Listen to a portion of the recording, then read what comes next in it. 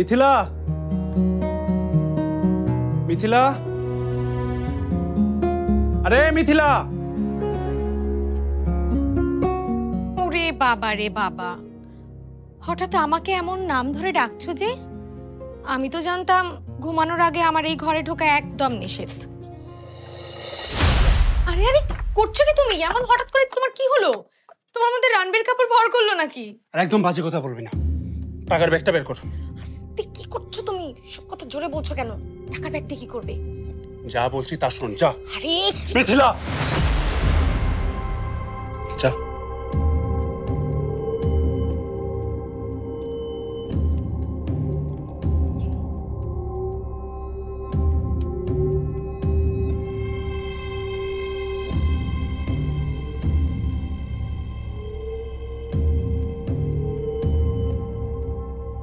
আরে আরে আরে কি করছো কি তুমি? টাকা বের করছো কেন?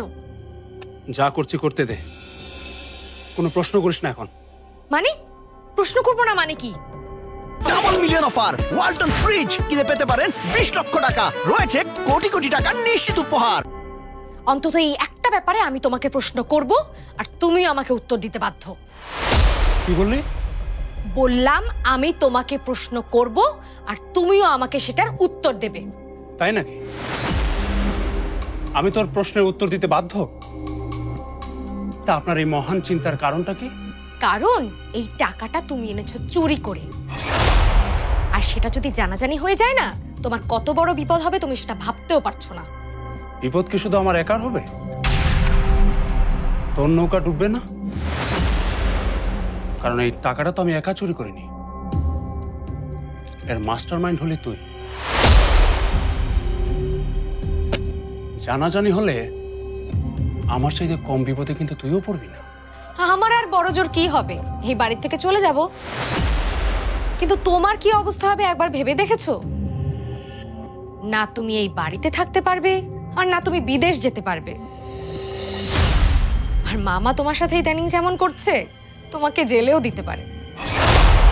তাই বলছি এখন থেকে একটু বুঝে চলতে হবে আমার।